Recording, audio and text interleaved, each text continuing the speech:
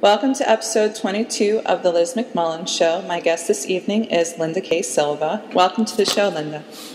Thank you. Thanks for having me. Yeah, I decided to have you on the show because you got a really jazzy award for your body of work. Yes, and I have I wear the jazzy medal every day.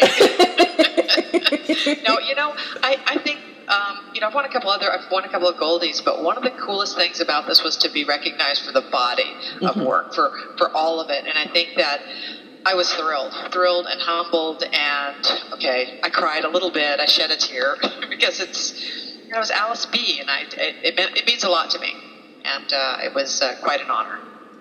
Yeah, I had read the first in the Echo series, and so I was like, oh, I know of this author, and then I saw some posts on Facebook about it. I was like, that's great. I too love that there's a recognition for the body of work, not focusing either on a particular series or one particular book. It's basically saying good luck, kid. You did some good work here. Right, and I think the thing that thrills me is that I am in quite esteemed company, and that it's just nice. It's more than an attaboy. It's you've made some contributions to lesbian literature, and that's kind of what my goal was when I first started. So it really was an honor, and I am still thrilled. And it does hang behind my desk because I have a huge ego. Just in case you're having a hard day, somebody's flaming you a bad review or something. There you go. Unbook related, you just look, it's like, I'm awesome. This says that I'm awesome. And that's right. Come on, man. You're like, I'm not going to let you hold me down because I know I'm awesome. Yeah, we won't talk about my big head because apparently I have one. But well, thank God I don't have to get it through the portal of my computer because that would be no, we're good. Awesome. And one of the reasons, because you asked me before the interview, one of the reasons why would I do the show and what I think is important, and I realized that once I really got into reading lesbian fiction, and I'd say that's about 2005. I had read beforehand, but I didn't have the level of focus that I did after that. I read 30 of Radcliffe's book in a month. I was on a roll. And one of the things that our community is hungry for is ourselves. Ourselves in books, in movies, in music. And I like the fantasy Little Lesbian Land.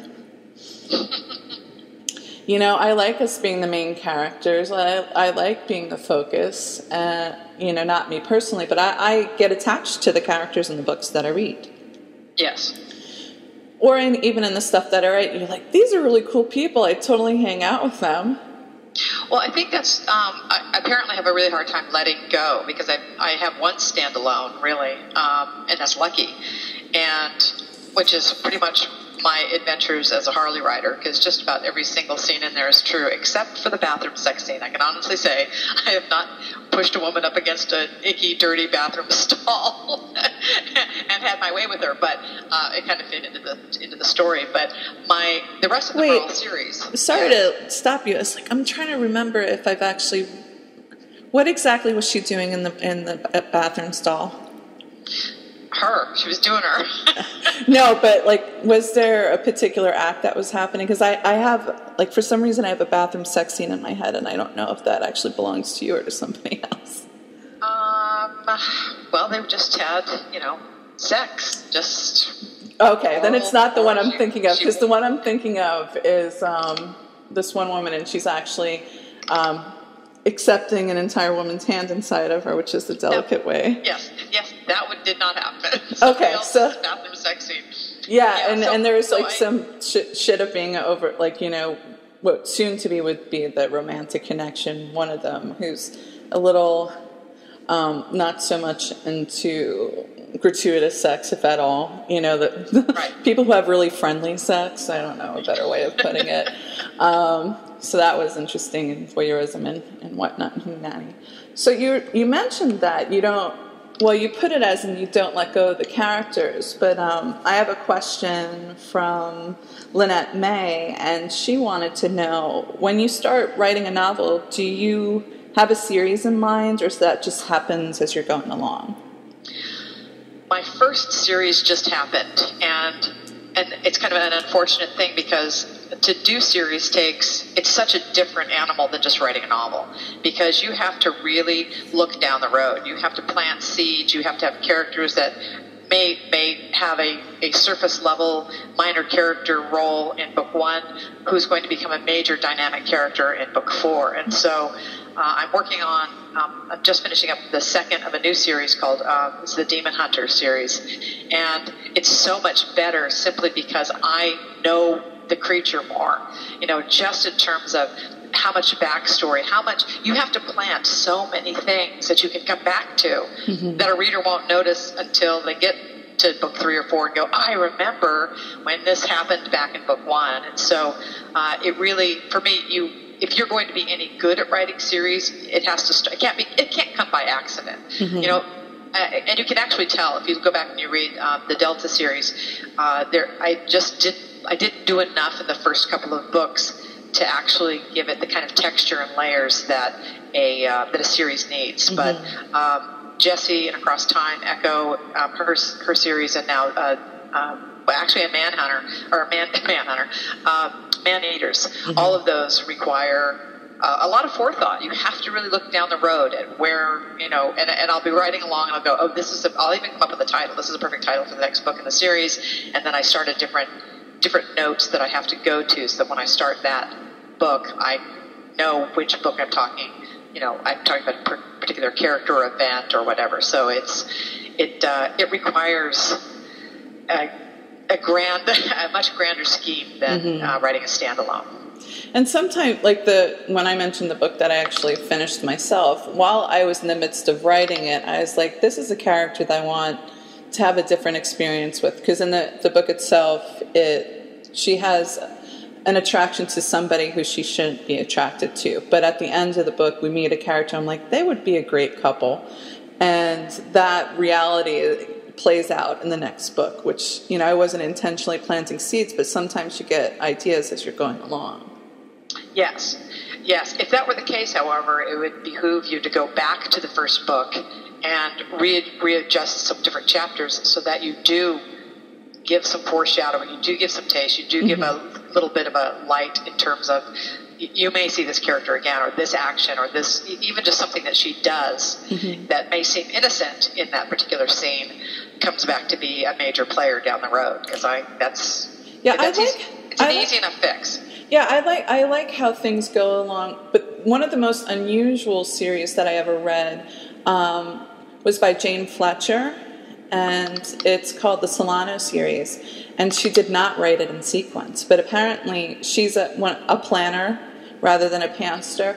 So she has this entire world established that, has paranormal elements in it.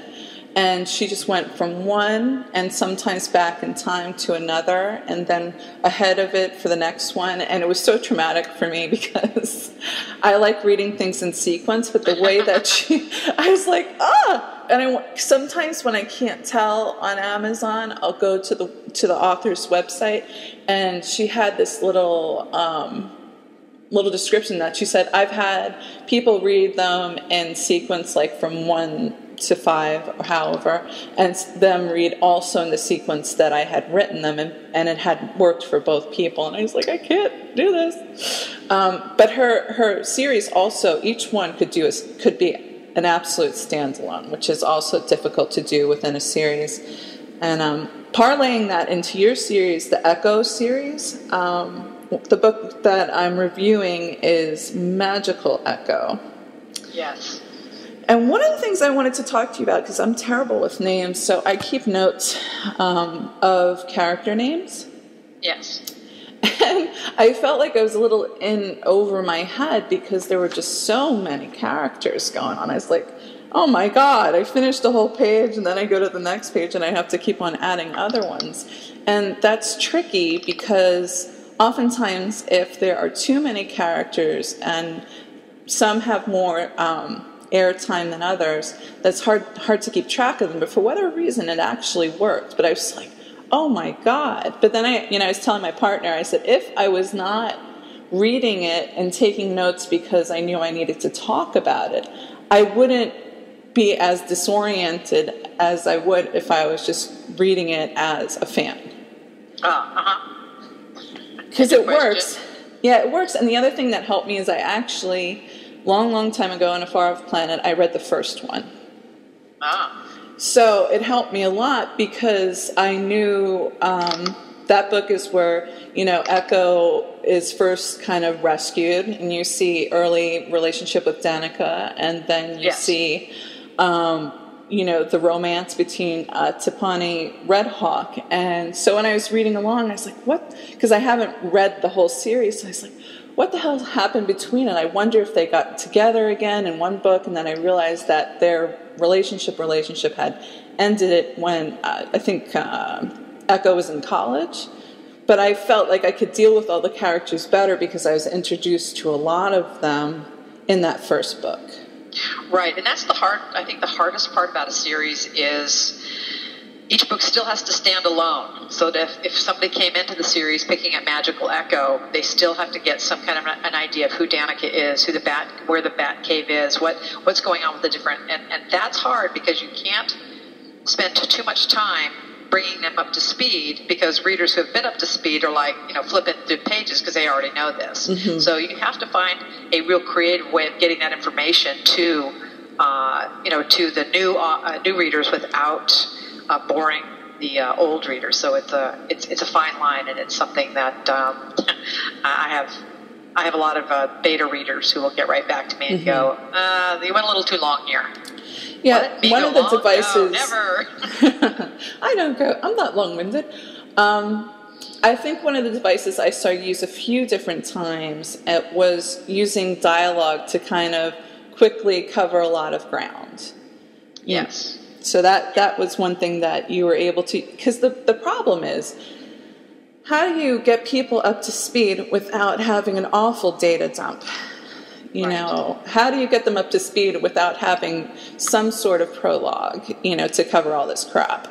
And so you have to kind of tuck it in so it feels like you're naturally meeting these people and understanding the interlocking nature of their relationships, but without kind of bogging down the pace of the book.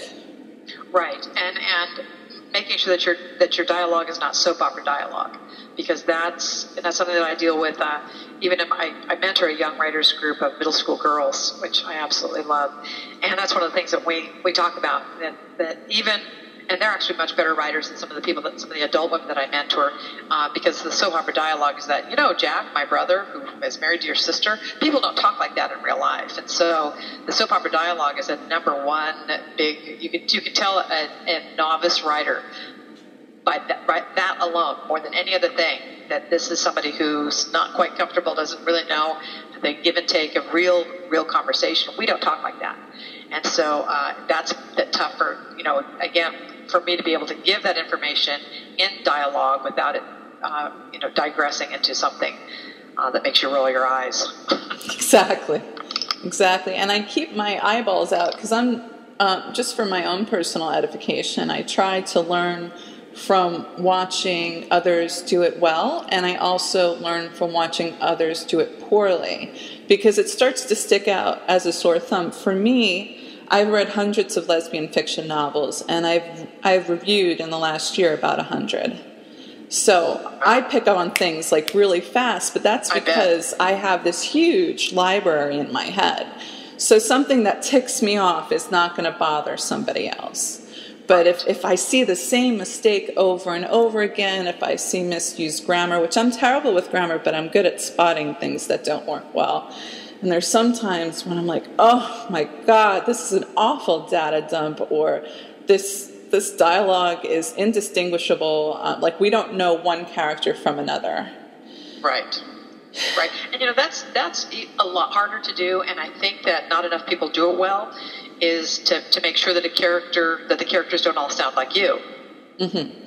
And that's easy enough done. Again, I have a character Bible for all of my characters, and that's one of the things that I look at here. You know, who starts off almost everything with, well, you know. Mm-hmm. You can only have one character start off with, well, you know.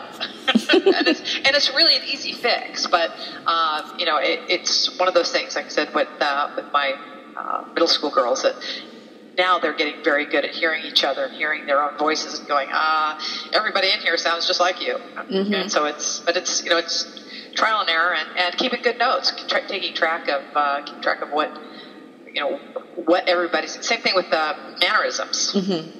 You know, all of my lead characters have the same mannerisms, which would be mine, but all the secondary characteristics are ones that I have to actually have my character Bible, so that I, you know that this is somebody who always stands with their arms, you know, folded across their chest. But not everybody stands that way. So it's, you know, again, they're all easy fixes. It's just a matter of taking good notes on yourself. Mm-hmm. Well, there are fun things like within Magical Echo, Delta Stevens, like when she's in the zone, like a few times you've described her as kind of like a superhero.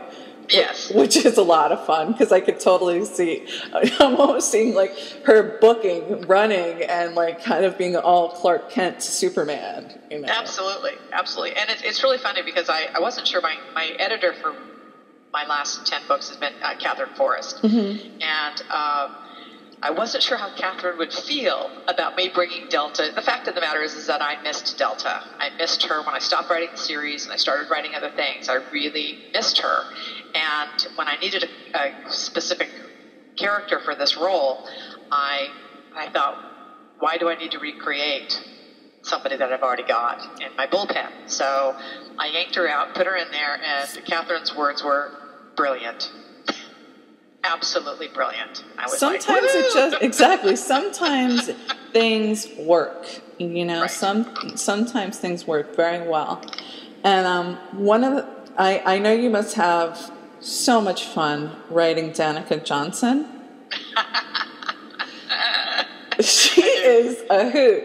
And for me, I grew up in Hoboken. I went to New Jersey, and I went to school in Jersey City, and I'm right across the river from Manhattan, and I am quite familiar with ghetto speak.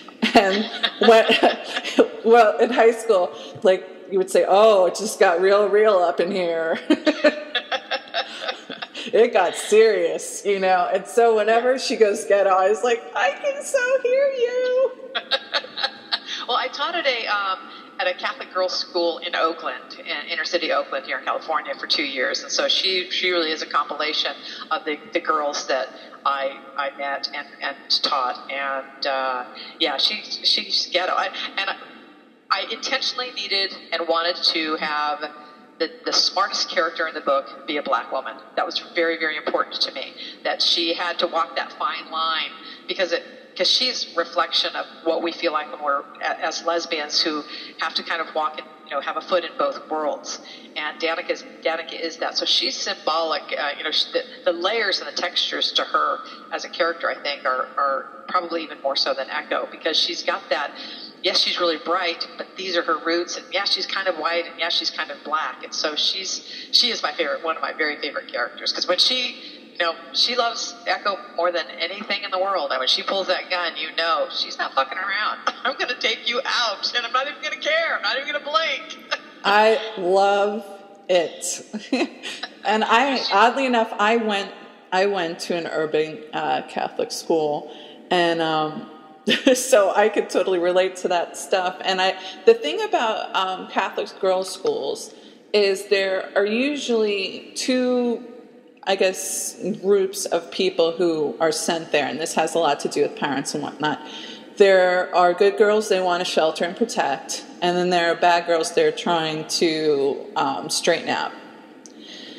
And I remember my first year at St. Dom's, and I was watching slowly as the bad girls were eventually getting kicked out of the school. Like, you know, by the time you get to your junior year, all the truly bad seeds, you know, there's only so much you can do. But you get that kind of experience and texture. And the other reason why I chose to go to Mount Holyoke College was because it was so beautiful, as contrast to where I would be waiting for the bus to go home with like drug dealers, and not hookers, but just like thugs, and you know, lots of danger, and having to have that serious face on, that like, you know, having your guard up big time and giving off an aura like, I'm not naive, I'm not like, I got my shit together, you know, and don't approach me and don't give me a hard time. And the same thing works in New York City. And I remember this one time I had a particular expression on my face, and I passed this homeless guy.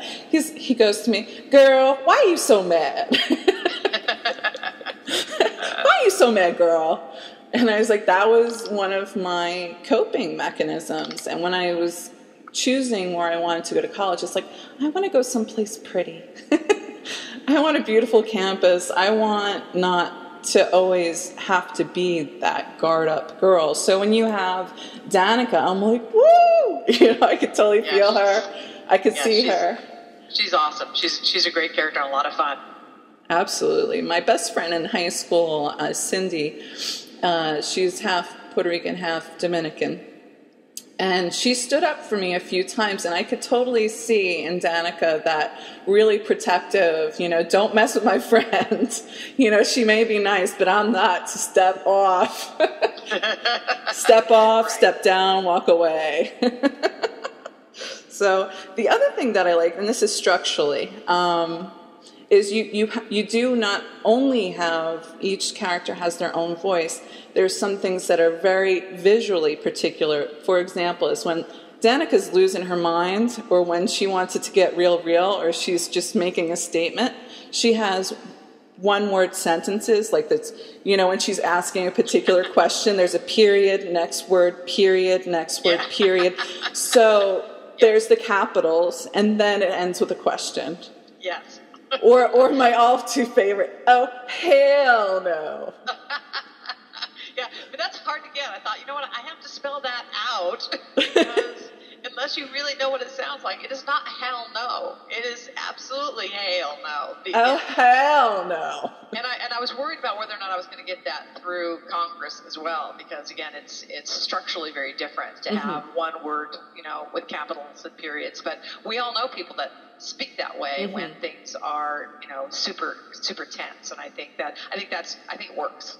Well, at one point, I play with a lot of conventions. You know, I may be a literature professor, but I do not believe that anything. I think that all rules are off. Actually, with the Demon Hunter series, I'm really turning everything, all the rules on its ear, because I have. It goes from first person to third person, which is very difficult to do, and to do well. And journaling, which is then in italics. And I just said, you know what, I'm coming at this completely different. I needed to really challenge myself with something that I think takes a great deal of skill. I'm giving it my best shot, but I think that we all need to do that. I think after a while you need to say, this is going to be really hard, but we'll have to see. I'm hoping to bring Demon Hunter out next year. Running back to my Danica girl, because one of the things that I was paying attention to is because earlier on you gave the phonetic hell no. So later on, when she said that phrase, you know, you'd already have in your head exactly the way it would be pronounced.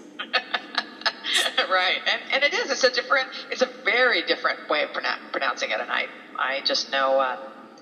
I just love her. Yes, she's the fact that she carries her Glock, and she's like, "What do you mean no guns? What?" Here's another gun. You should not. Everybody should be packing. Absolutely. Well, and I think one of the relationships that kind of came organically in the whole series is Danica and Cinder. And the fact that here's this woman who's just she has such a hard candy shell, and on the inside for this little girl, there isn't, you know, that she feels for this little girl the same kind of love and passion that she feels for Echo. And I just really enjoyed that relationship, that she's like, no, you don't, because Cinder doesn't need her protection. See, this is kind of the beauty of it, is that Echo does need Danica and her protection and the way that she is, but Cinder she's a weapon all on her own. She doesn't really need Danica to pull out her Glock and to, start scattering bullets. But still, Danica's still got that feeling, that overprotective nature. So we'll be visiting that later. Well, I feel that in Magical Echo, you had to very believably the character arc for Echo to get her to the point where she's going from mentor or pacifist or peaceable solution of conflicts.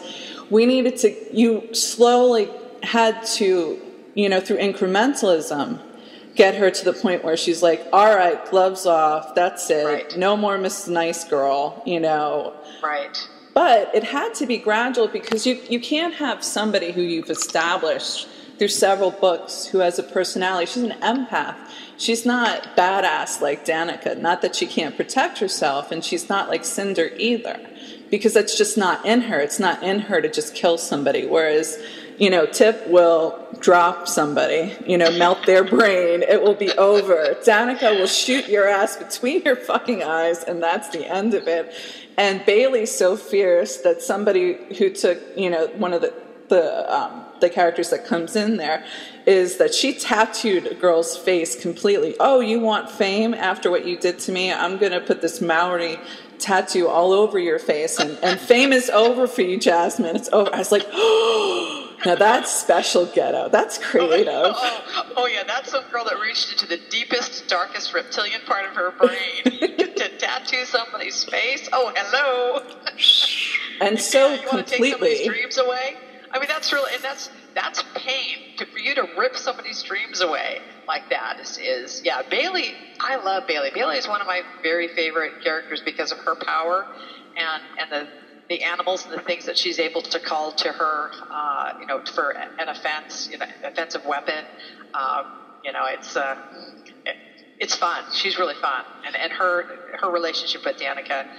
Danica's really a major character here, and it's a lot of fun to play with their strengths and the things that they're able to do. And also, in most people's minds, when they imagine somebody who's a shaman or an animalist, they don't think of them as somebody who would be on the offensive. Right. And that's again, that same kind of duplicit nature that Danica has, is that you have Bailey, who on one hand is a healer and on the other hand is a killer. Mm-hmm. And so there's a lot of yin and yang in these characters. It's taken Echo longer than everybody else to find her yang, because she, like I said, she was a pacifist. She is an empath. She has a very different way of working in the world, and then you start to attack her and her people, and at some point she's not Melika. And she's not on the bayou. She's out in the real world in the 21st century, and she's having to make the changes that one would have to make. And, she can't step in Melika's shoes. She has to figure out what her own are. And in Magical Echo, we see that. And at the end, we don't want to give anything away. At the end, when we see what her true power is, this amazing thing that happens, we realize that and again, when we're talking about series, Melika says way back when that Echo, that there's a lot more to her, mm-hmm. but you can't overload somebody when they're just learning how to deal with their basic powers. But we finally, in this book, we finally see, oh my God, that's a huge thing that just happened here. Plus, the other thing you needed to contend with, what is the difference between the independents and those who have been trained? And, the simpler answer would be that they know how to focus, they know how to put up shields and whatnot. But I think the biggest sign for me was when Echo's in an alley and, her sisters kind of put out a commission because she kind of lost focus for a second. And we're like, oh my God, that's it. She can't raise her arms. She's been, her temperature is dropping. Her ability to focus is going down. There's no way to put up her shields. And yet, that's when we find out what's the difference between what an indie is like, most of them are barely holding on to their sanity, to somebody who can dig deep to what she called the beast and do something pretty fantastic with it. I was like, that right there is a perfect illustration, you know, the show versus tell thing. Absolutely, absolutely. And it's difficult because I think when you look at the indies and you think, how could you not? You would have to be the integrity and the core of who you are to not use that power for personal gain. For not, I mean, and you're torn as a reader because you're like, God, how, you know, you could make, if you were, you know, if you could move the little ball on the roulette wheel, you wouldn't have to be at a roulette wheel very long before you were able to walk away with a couple $100,000 in your pocket. And it really tests that part of what kind of person are you? And part of the training that all of them got was that they were taught by Melika. They were taught by people that were upstanding, and they were, you know, they just, there's a certain moral fiber that they also got out of being together and working together and being on the bayou that the indies didn't get. And at some point you have to kind of almost feel sorry for them because, yes, you have all of this power, but this is what you're going to do with it? Really? Well, they're lost, that, you know, right. and they have no anchor, and when they get together, it's kind of like a mob mentality. They all have this misfit status, and a lot of times when you have people who feel disenfranchised or, you know, misunderstood, that finally being around like-minded individuals, you know, they bond together and they make their own choices, and a lot of times... Absolutely. If you are outside of a culture, if you are not taught like the mores of a society, what's appropriate behavior, and when they have these supernatural gifts, it's even more complex. And what the indies don't get a grasp on is the bigger picture. They're just in the moment. They want what they want, kind of like children. Right. And they're petulant, and they make stupid mistakes because they're not a part of the naturals, and they were never a part of people who were able to guide them. I mean, think about Echo in that first book. She could have become a drooling mess if she didn't figure out how to block out all the emotions of the people around her. Right. So they're scrappy, and I kind of in my head think of the indies in the way that I think of people who live on the streets. Yes. and all it takes is somebody to say, I can give you better. It just takes that one Jim Jones kind of mentality, and that's what I wanted to throw out there. Here, we all need a mentor. We all need somebody who's going to ground us, and Melika, you know, is that until she's not. That's all I'll say. Well, yeah, and the other thing is, it's in human nature, and whether they're naturals or supers, to want to belong, to want to feel like they're a part of something, to not feel so damn lost. Right. And whether it's like living on the streets or, you know, becoming a part of a gang, that even though the behavior is very antisocial in terms of criminality, one of the things that creates the loyalty is belonging. Right. Absolutely. And it just depends on which side, you know, what are the characters and the values of the people and the side that you choose to belong to. And Echo got lucky. You know, she was found and was able to go someplace where she met amazing people like Tip, who's an interesting character. But I want to talk about her sister. Because her sister, I love writing about her sister. That whole, oh my God, I have a sister. I mean, and the idea that this is your family, but not really. Well, also, it's important for like the listeners to know if they haven't read it. But Echo was in and out of the system. Like she was going from the foster system and from home to home to home. And so finally finding people that she considers family, like she was collected and brought to the bayou. Well, her sister didn't have that. Her sister was not only done wrong, she was tortured. Right. Yeah. And tortured and used as a guinea pig. Which I honestly, in my heart of hearts, believe would happen if there truly are paranormal people with any kind of military, that our military and our government would absolutely do what happened to Christy, because that's how we are. If you could have, you know, if you had a cinder okay, that's one thing. But if you had a mind reader, if you had somebody who could stand there next to the president and tell you exactly what everybody was really feeling and thinking and what their agenda was, ooh, that would be scary, wouldn't it? Yeah, and when you deal with paranormals, you deal with the concept of other. Like, for example, in Radcliffe's series where she has, like, the wares and the vampires and, you know, off in the distance are the sighs and whatnot. There are people, like, once they came out of the closet as preternatural people, then there was the backlash from, you know, oh, how can, you know, vampires have any rights? They're not really alive. And the wares, they're animals. They don't belong to, you know, they're not civilized. Whereas the wares are like, we're smart and we're stronger physically. We could heal ourselves. So they see, you know, regular humans as lessers. And one of the things that's happening in each and every book is we find that there are humans amongst others who are trying to experiment on them to subjugate them. Right. To, you know, to take them down a few notches. Like, we got to figure out a way to break down their society and the things that bring them together. So that's the other thing that's definitely on the horizon in terms of, oh, so you have these powers, we want to harness them. If you won't give them to us, we're going to exterminate you. Right. Right, and I think there's a lot of validity to that, and it is kind of scary. And so it is for Christy. It's kind of an interesting thing because she's so angry, you know, and she rightfully so.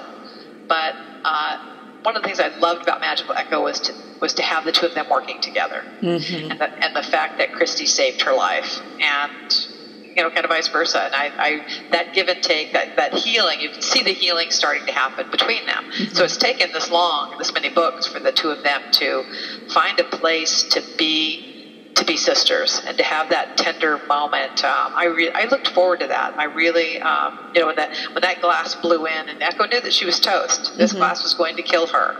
And yet, Christy, you know, we all need our siblings to kind of come to our aid at one point or another in our lives, and it was just really tender. I loved that their relationship in this book was one of the more joyous things that I got to write about. Yeah, I agree with you on that. And the other thing that I liked about the book is that there were no simple solutions. There was no sudden change of heart that completely altered the way that somebody behaves. For example, you know, Echo is not going to be somebody who takes maiming, torturing, or killing somebody. That's not going to come natural to her ever. Right. Christy was tortured systematically, and they modified her DNA, and like that anger is not going to go away anytime soon. And Tiffany Redhawk, she's not going to become tame. She is not, I wouldn't say feral is the right word,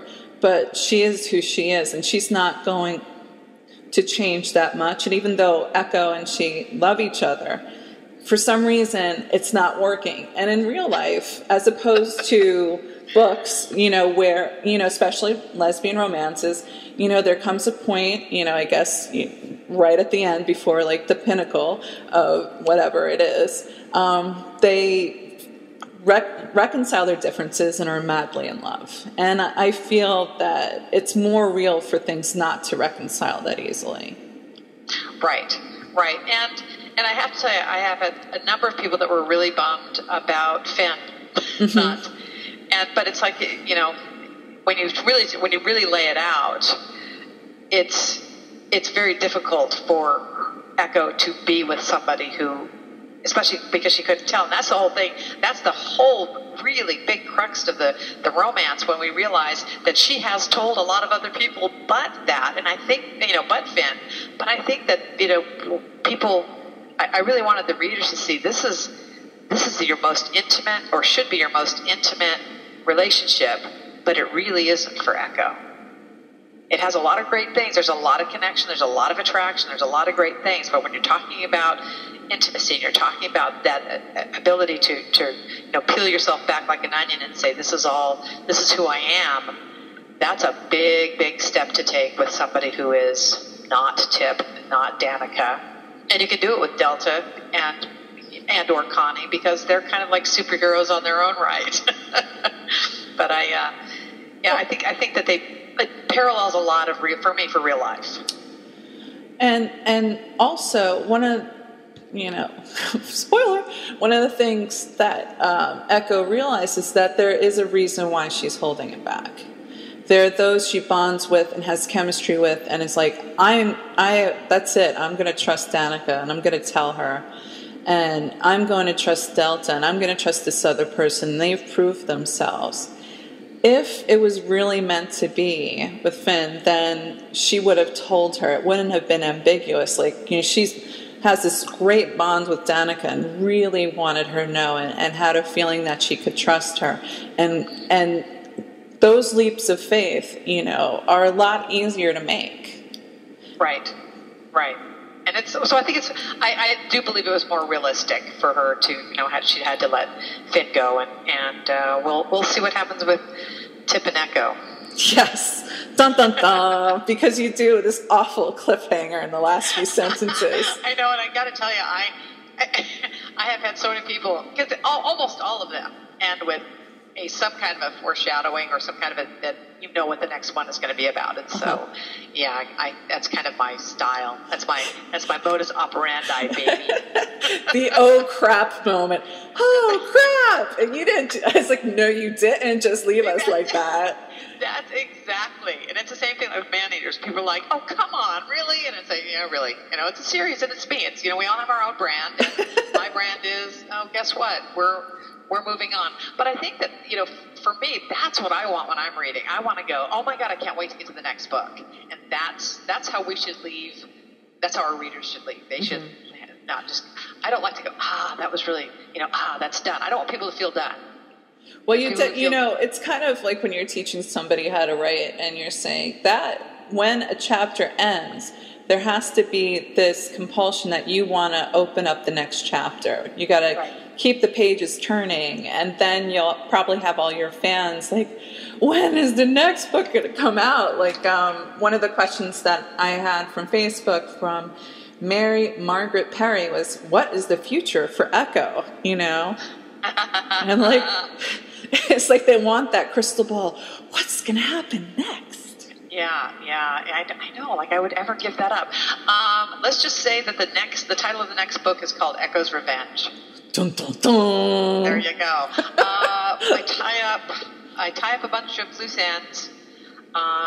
Bring in a new character. Mm-hmm. But we will see what happens with Genesis. And because I think it's important, at some point we have to win or lose against Genesis, and so we'll get to see how Echo moves on to the next stage, the next step in her life. But it's action packed from the beginning to the end, and there are two gigantic surprises that are going to make people go, "Oh my God!" Are you kidding me with this? So yeah, I would say that of the last probably 3 books, Echo's Revenge is one of my very favorites, because it does not, from the time, because you know how it ends, you know how Echo Magical ends. So now we have to shift gears and go deal with that. You're like issue. The master of the tease. Oh my God, you huge tease. Yeah. Oh my goodness. You, like I said, I do get people that are like, come on. Come on, give it to me. Yeah, see, you're already going, when does the next one come out? Now I'm successful. That's important to me.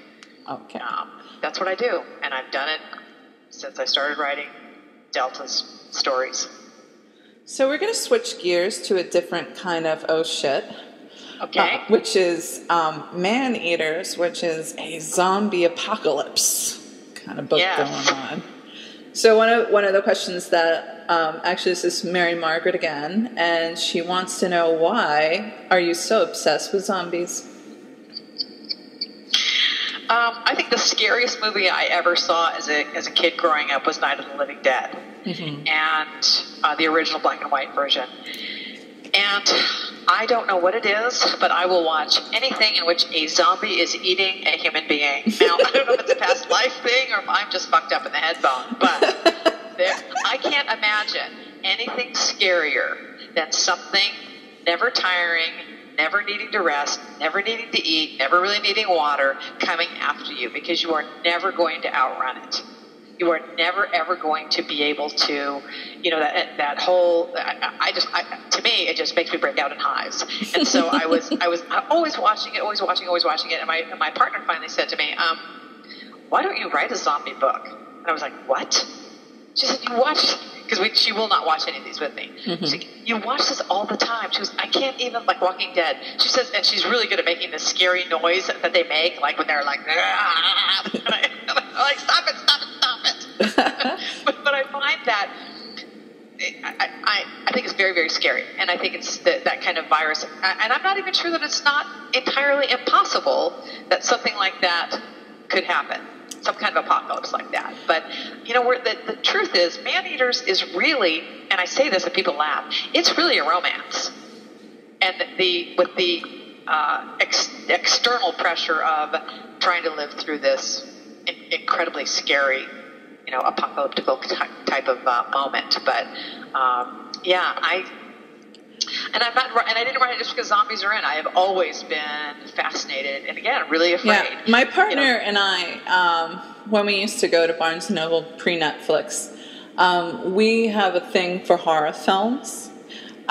Whether there be a B horror film or not, if it's going to be the good stuff or the bad stuff, we always find something entertaining. And she has an absolute zombie fetish. And I loathe The Walking Dead. I just find it really irritating. I don't like the constant fighting, and I just can't get into the characters and whatnot. So we have this rule in the house that I leave the bedroom while she watches, where she can watch in absolute peace. And, I get grossed out by the sounds, and I'm like, I just can't deal with that squishy, wet, disgusting sounds, which incidentally you do a fantastic job, just because I always wonder, like, how the hell are you gonna get that across, because it's easier on film than in writing. I'm like, you did that really well. But one of the things that I find interesting, and I love when this happens in paranormal books as well, is when an author takes an established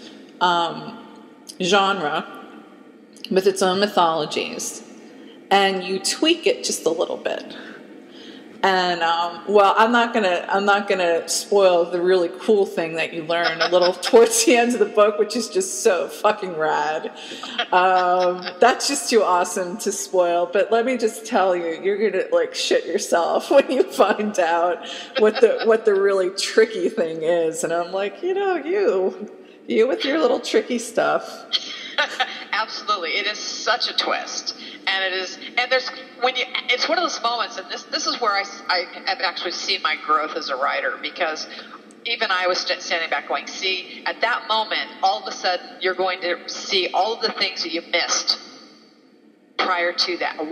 Because before, you weren't sure, why did all of those things happen? Like when they land, this to me is, now I call it a romance, when they're standing in the middle of the street together and they're holding each other because they're going to get eaten alive. That's love. That you can't show anybody any more than I'm willing to wrap my arms around you and hold you while we get eaten alive by these zombies. I mean, that you've got to really, really love somebody to put yourself voluntarily in that position. And so, but all these, and there's a bunch of other little things, like at the very beginning when, and I love Einstein. Einstein is one of my very favorite characters. When they're standing up on the bridge, there's a guy in a gray suit and she remarks, it was interesting that this mob kind of moved past him. Mm-hmm. So there's all these different little moments when you go, oh, that's why. And I love that. That to me really, that's when you know, okay, you kind of know what you're doing when it comes to writing a series, because some of the stuff in Man-Eaters comes back. The sequel to that, The Horde, is coming out August 1st. So we're very excited about that.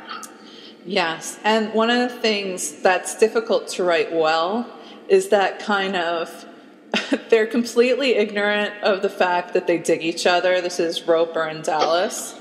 But everybody around them is like, what the fuck, And the same thing is true with Echo and Tip. They're like, dude, she may not be your girlfriend, but But she's definitely yours. You know, I don't know what's wrong with you, but you both love each other like crazy. But for some reason, you can't get it through your thick heads that you need to connect.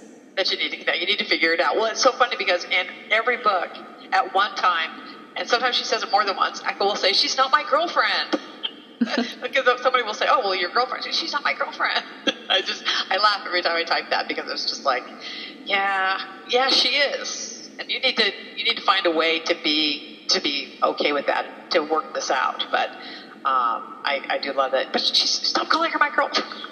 Well, there are these like tropes and whatnot when it comes to a romance, and it's almost like, oh yeah, there's tension, and then the angels sing, you know, and they get together, and it's fantastic, and it's mind-blowing, fantastic sex, and, you know, they're just so emotionally connected, and then you have to put them in some kind of peril, like somebody's going to get kidnapped or shot, or, you know, some kind of external thing to bring it to that, you know, to that point. And, you know, I enjoy departures from that. And one of the things you and I were talking about off air, we're talking about sex scenes. And when there are points, and I know this obviously happened very early on when I actually was watching The Walking Dead, there was some, you know, apocalyptic nookie where, you know, this is just, you know, all the rules don't apply anymore. We're going to get to it. And I can see how Dallas and Roper, even when they're like, I like you too, you know, and they kiss and they hold and they're like, whoa, this is awesome. But they're not immediately rolling around on the ground. Yeah, again, for me, it's that what's really happening and the fear and, yeah, the adrenaline. And I understand that there's survival sex and that people do that a lot, but I've never really been able to connect that up with the two of them, because there's something just much deeper than that. And I didn't want it to be, yeah, let's just fuck because we're going to die. Or because we dig each other. And the thing is, you know, what I was saying to off air was, I don't like fade to black usually, but there are a lot of requirements for me when it comes to the sex scenes. For example, I don't like it when it happens too soon, unless there's other reasons why the couple are not going to get together until, you know, the end of the book. Because I'm like, that's too soon. Even in real life, I don't wait that long ever. Never have. But in the terms of the tension of a book, like if it happens too soon, I'm not into it. If it happens and it's just gratuitous and it doesn't fit in with the plot, it's not necessary. But there have been a few fade to blacks or very light on sex in the book where it works. Just like there can be too much, there can be too little, you know, and it has to fit. And the intimacy and the intensity of the love that they feel for each other, you don't need them like stripping naked and, you know, doing, you know, fun things to each other. Like there are so many really profound moments, like some of the tearjerkers as well. You don't need it, you know, it's not a requirement. Right. Well, and I think, you know, it's really fun. I was just thinking about this. I don't watch the show Bones, but it seems to be on every channel every time you turn around. And those two characters, along with Scully and Mulder, have this kind of, you know, this great banter and that sexual tension and all of it. And people wait 3 and 4 and 5 seasons before characters decide that all this, you know, sexual tension between us, we need to. And I think that for me, I like that. I like the buildup. I like the tension. I want that to be, by the time somebody gets to, you know, whether it's the end of the book or we move on to the, you know, book 2 or book 3 or book 4, that it becomes so satisfying that you're like, oh my God, you know, we've all seen it. We kind of feel like we're in the know, and these two boobs aren't, because they haven't figured out that they need to get together. I like that. You know, I don't think that it has to come in the first book. And again, that's a different thought, because I am a series writer, and I think that you know, like my Demon Hunter, she's probably not going to hook up. Not that she doesn't have hookups, because she does, but probably not hook up with the right person until maybe book 3. And I'm okay with that, because for me, I like the tension. I like the foundation building that happens. The other thing that's difficult there's a huge difference between a TV series and a book series, because sometimes once that sexual tension is gone, sometimes the story fizzles out. Yes. Yeah, that's true. That's very true. Whereas with the book, like we're, you know, at least me as a reader, I get really attached to my characters and I feel for them and I want them to be happy and healthy and whole. Which kind of segues into another thing. You're doing a webinar for GCLS. Yes. And yes, I'm this is on excited about characterization, I believe. that. Yeah, building characters. Building characters. Yeah. And one of the things that I find fun is when we were reading the Echo series, there was just a shitload of characters, right? And they're hard to, but they weren't hard to keep track of, but there are just so damn many of them. But in Man-Eaters, there are less. Yes. And for now. For now. Yeah. There's some just, like, some of my favorite, two of my favorite, well, one of my favorite characters is Safety. He is just fantastic. Like, you are awesome. It's almost like the Green Mile. You're just this awesome, giant, big hunk of a man. And his heart, he's just got this huge heart. And I'm like, you are just amazing. And he's like, all right, for whatever reason, which I'm not going to blow and tell people, for whatever reason, he is protected by the zombies. Like, you guys go on. I'm going to knock them out. And like, he just gets in position and he tackles them. And some of them tackle so hard, they go airborne or like crumple in a heap. And I'm like, you rock, Safety. You are so cool.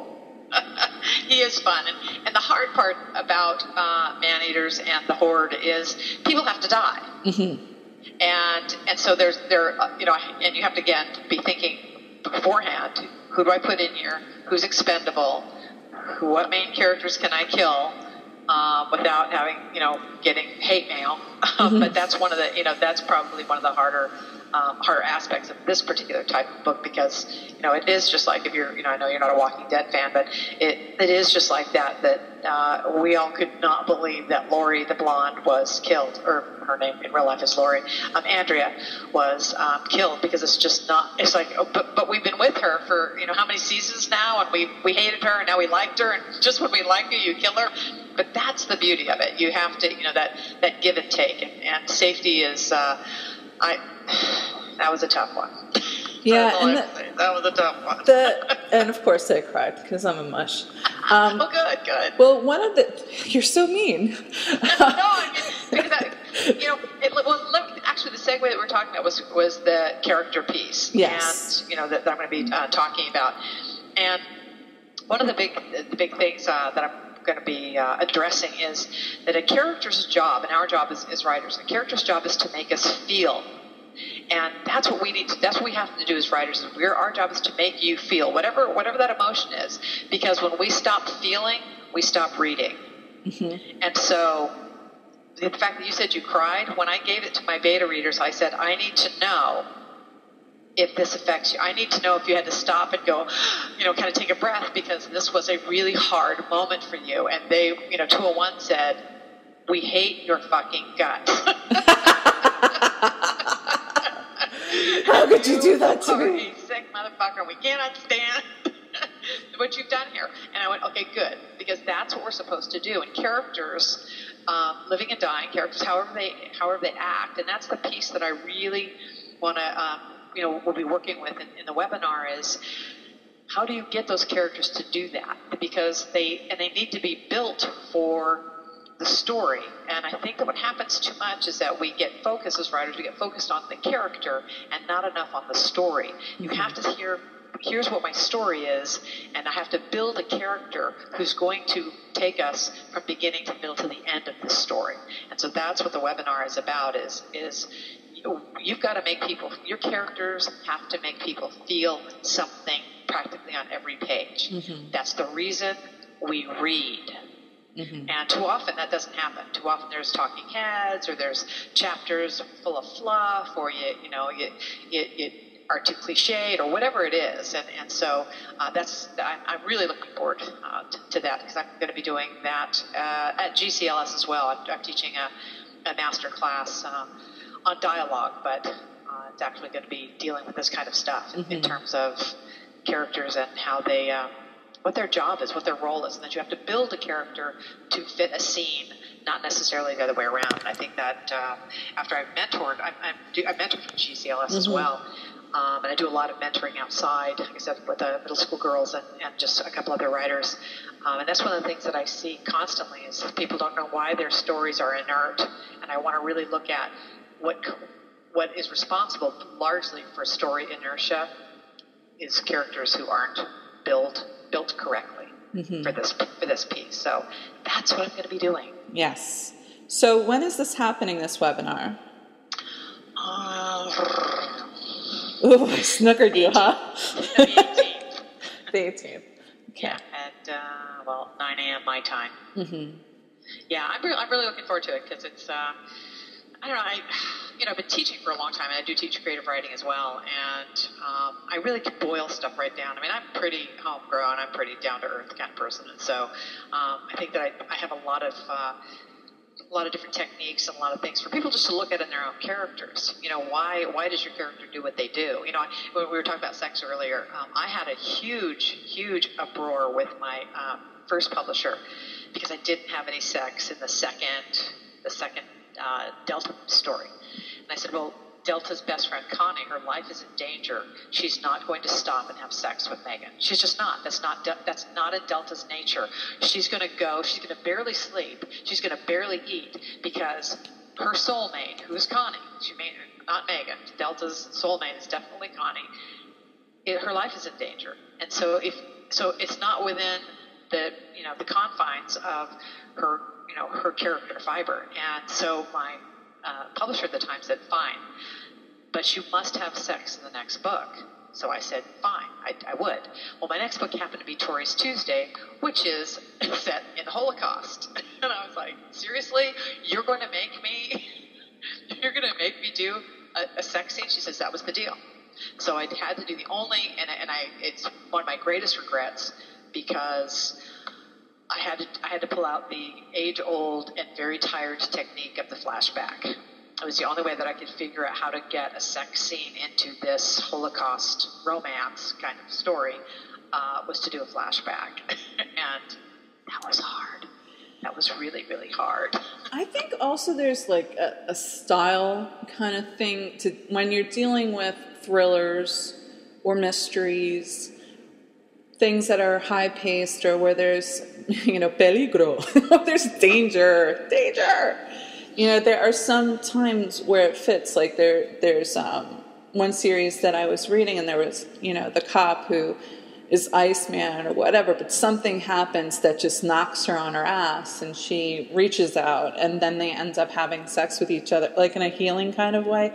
I think that the sex has to move the story along, just like any aspect of a book. There has to be a reason for it. It can't just be because they have a hard-on for each other. Absolutely.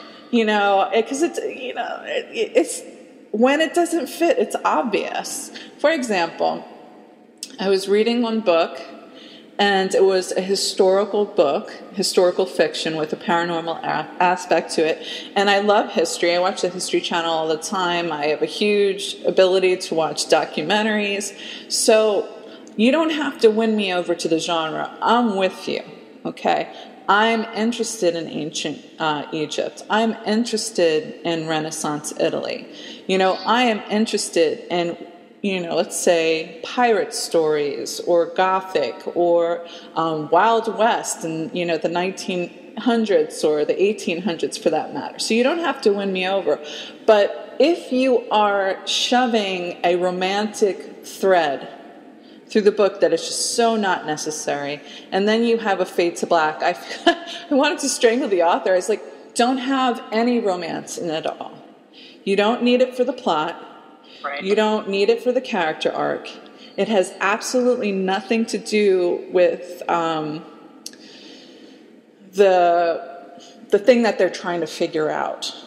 The thing that they're trying to, it's an archaeologist, and right. they're, it's just not necessary. And it was done it was so annoying the way the fade to black was. I was like, you know what? Just don't put it in there. It doesn't belong. You don't do it well. And it's irritating. You don't do it well, Liz, just tell them how you feel about it. Yes, it's like that's why I make it all anonymous and shit by like not using authors' names. But it's like, how do you really feel this? I was like, I'm gonna sugarcoat it for you. It sucked, you know. And I was, but it's true, and I think there's a lot of old school thought in that.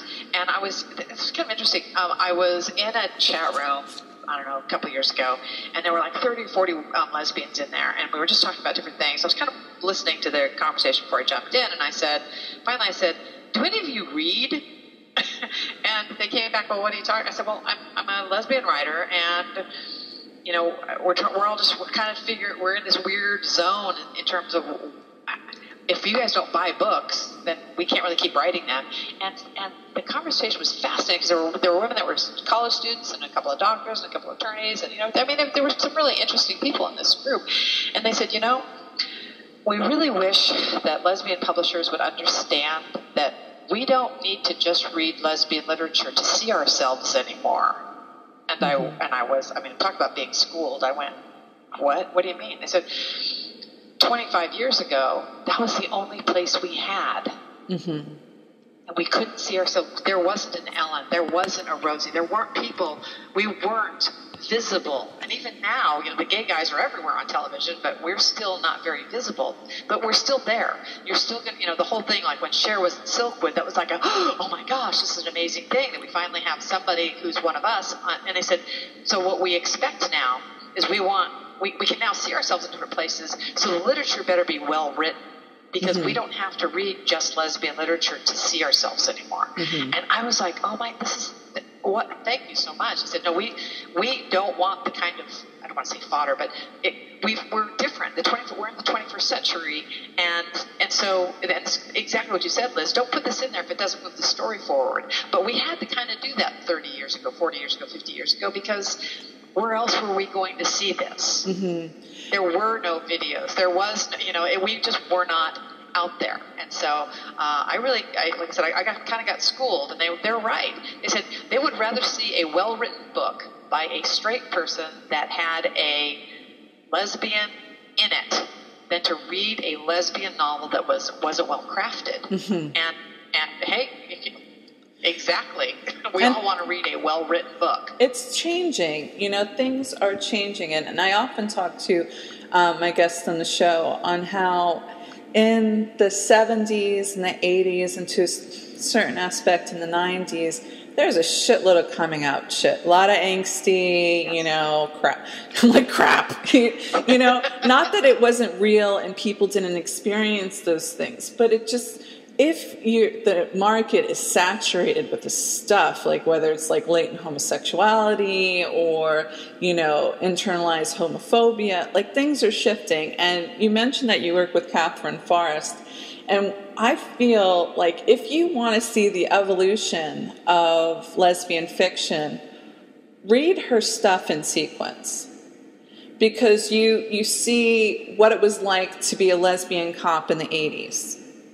And be phenomenally closeted and have some very serious rules of conduct. Like one of the problems that like the cop character had was, even though she liked this younger woman, she was kind of taken off balance by her aggressiveness sexually. And she had been so used to the butch femme, like the butch is, you know, the femme comes first, and, you know, it's all focused on that. It's, you know, very top to bottom, which is, you know, gender oriented. And she's like, I don't know how I feel about this.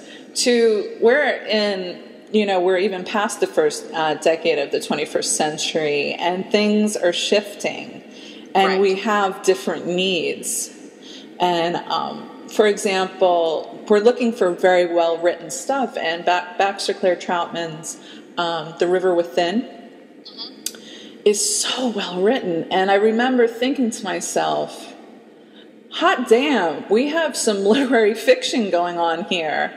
You know, we have beautiful language, intelligent characters, culturally, lots of depth. Like this, you know, journalist who, you know, foreign correspondent loves poetry. And not that characters don't have depth and, you know, what's it called? Literary fiction, popular fiction. You know, not that you can't get good writing in there, but I'm stunned by it and I love it. And whenever I find like a really intelligent author, I can tell they got a brain in their head, and you know, they also know that their readers do too. Right. And it's funny because I've had people talk about the Across Time series, and they're like, how do you, where do you get all, how do you, I said, well, because I'm writing, I feel like I'm writing for a smart audience. I do not dummy down anything for my audience. And I because I think that people want that bar raised. And that's what I learned in this chat room. They said, we want the publishers, we want your authors to raise your bar, you know, sex for sex sake. There's no need to have that anymore. You know, we're looking for, you know, you can't all of a sudden find the smoking gun. We're not stupid. And I think that that's what we're really beginning to see is a huge shift into, I think, like you said, more intelligent literary fiction. And it's exciting to be a part of that, especially because there's so many changes coming in the publishing industry. Exactly. There's a lot going on. Like there's this huge shift from first, you know, I don't know how the heck Lee Lynch or Catherine V. Forrest actually found places to publish them in the 70s and the 80s. Like, I find that miraculous. Now there are not only a bunch of publishing houses out there, there are enough to be considered in some ways like the old guard. Like, you're either part of this one publishing house or this other ones, and there are a lot of little baby ones. But now things are shifting to self-publishing and, you know, working directly, I guess, with Amazon or whoever, rather than, you know, being a part of somebody else's production schedule. And so things are shifting, and it's no longer publisher-centric. It's becoming back to the author itself. And we want the good stuff. Because honestly, there are times when I was like, these are interesting characters, but I really don't give a shit what's happening. So I'm going to close your book. I don't care. You have to make me care. You know, you have to, like, I hate when I'm in the position where I have to force myself to plod along and finish. Right. That is my worst nightmare. Right. Well, and that goes back to our characters need to make us feel. We need to feel something, no matter what it is, and that feeling is what makes us care. You know, it's really funny because you're bringing up you know, publishers and self-publishing and what have you, and it's one of the reasons that I'm thrilled to be with Sapphire, who is going to become a major force probably sooner than later, because Isabella has a real vision for what, you know, like we're putting on the Left Coast Conference, which is going to be a fabulous writing conference.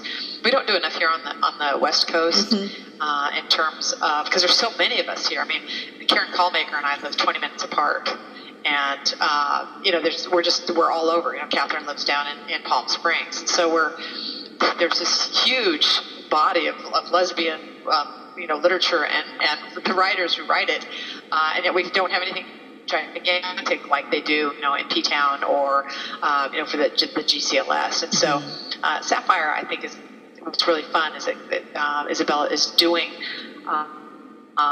you know, trying to make a difference in a lot of really cool ways. Like, one of the really neat things that we do is we donate like from her series $1 for every book that she sells of her own. She donates $1 to the Wounded Warriors Fund. Now, she told me that she put together care packages with lesbian fiction novels, lots and lots of care packages to put out there, you know, for those who are on the ground and in the midst of a conflict. And I think that's awesome. It's really awesome, and it's so much fun to be part of something like that, because, you know, everywhere we go, whenever we do any kind of a book signing, book reading, book writing, it doesn't matter. She always brings a big basket. She's got a wonderful partner. A big basket full with an e-reader, a couple of books, a bottle of wine. Sometimes it's coffee or chocolates or whatever.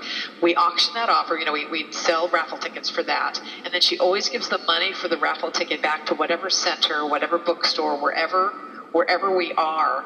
That the money for the raffle tickets goes to those people.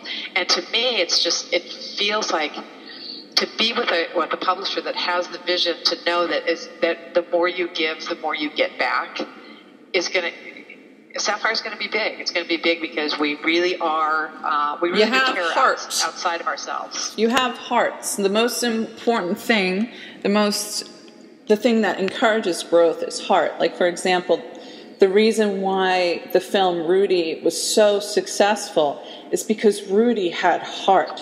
Right. He may not have been the smartest. He may not have been the most talented athlete, but he had heart. Right. And so I like to see that. I like to see that people truly connecting with their audience. And you had asked me why I do the Liz McMullen Show, and now I have Lizzie's Bedtime Stories. And the reason why I do it is because I love lesbian fiction, and it's a subgenre that is very difficult to make a living out of. There are very few people who can quit their day jobs and do that. And the other thing that's happening, which is unfortunate, is indie bookstores are dying left and right. And part of it is because of ebooks, part of it, I find it poetic justice that Barnes & Noble put a lot of indies out of business, and ebooks are putting them out of business. It's the march of time. It's the march of time. So the reason why I create the slideshows to accompany the episodes is, one, so you have something to look at, but two, to put every single book that you have out there and encourage, just by listening to you, they're like, I'd like to pick up one of their books. And if you're listening to a radio interview, oftentimes you'll hear titles, or authors popping by, but there's nothing to grasp onto. Often there is a thumbnail of the most recent publication that gets put up, but a lot of stuff can get lost. Whereas for me, I ask authors for all of their cover art, including their short stories, and I want it out there to have some, I don't know if psychic space is the right way of putting it, but to have a place where people can find stuff. Because I can't go into Oscar Wilde bookstore in Christopher Street anymore because it's closed. I can't go into A Different Light anymore because it's closed. And there are so many authors that are dropping out, because there's a lot of copyright infringement. People are stealing ebooks and making them completely free. So there's so many reasons why the lesbian fiction genre can collapse. And, I'd like to, at least in a small way, support it. Well, I'm really thrilled. And I think this is a great thing and a wonderful thing that you're doing. Because you're right, it could collapse very quickly. And one of the reasons, it's kind of interesting, one of the reasons is we do have this, there are a lot of self-published writers out there. And that is not to say that they are all good, and it's certainly not to say that they're all terrible. But what happens is now someone like Isabella or Radcliffe or myself are actually going, we're going to still charge what we normally charge for an ebook or a regular book, but now we're going up against Susie Smith's $2.99. Mm-hmm. Well, just because something is $2.99 doesn't mean that this is worth the $2.99 that you're spending. But we are in tough economic times, and we are women. We don't have the kind of disposable income that a two-male family would have, and so that's really kind of it's like, on one part the self-publishing is great, but on the other, we're kind of in this, I don't want to say a battle, but it's just an interesting thing to see that, I've got people that say, hey, I've sold a ton of books. Well, yeah, because they're $2.99. That doesn't mean you're good. It just means you're cheap. And so that's a really tough line for us is, we're still going to, charge what we charge. And, I'm not quite sure what my point is, but it's with the publishing changes and so many people doing self-publishing, I'm not against self-publishing at all. But I think when it's kind of like anything else, when you undercut and you're, charging $2.99. It's like crossing the picket line in some ways, and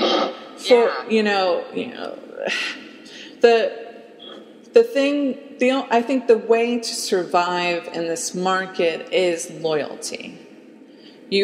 For me, I don't, if I can avoid it, let's say I will buy it from Bold Strokes instead of Amazon.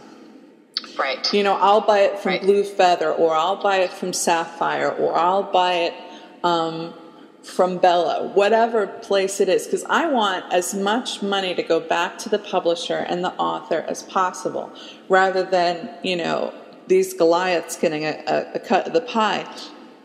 And in order to build loyalty, you have to have connection. And what you were saying about Isabella and Sapphire, she's building loyalty and connection where you're willing to pay, whether it's like $10 or $11 for a title, because you believe in them and what they're doing. Because if you're just hoping to do it, out on the fly, people are like, I'm going to get myself $44.99 book, I'm going to do it as cheaply as I possibly can. And a lot of times Amazon will undercut you. You may start at $9.99, but if you're not selling, they can tell you have to go lower, Right. No, I think that's a really good point in terms of loyalty. And it's almost like, how do we educate the readers to get them to understand that if you like this author, you have to you're the one who's kind of in charge of whether or not this author continues to publish. Mm-hmm. And that's hard. It's a hard thing. Yeah. You could go over to this publisher from Amazon and you could spend $3 on a book, but I guess trying to reinvest in our community is what I would like to, and that's what I see Isabella doing. I think Sapphire does that better than anybody, which is amazing considering she's brand new. Mm-hmm. It's like, wow, $1 a book is a lot of money. Mm-hmm. Most authors aren't making $1 a book. Okay, I think this is big enough. Mm-hmm. The standard contracts that come out from, the big 3 or 4 that are out there. Most of those authors are not making $1 a book. They're making far less than $1 a book. And so to have Isabella, because her contracts are amazing, because it is author-centric. Mm-hmm.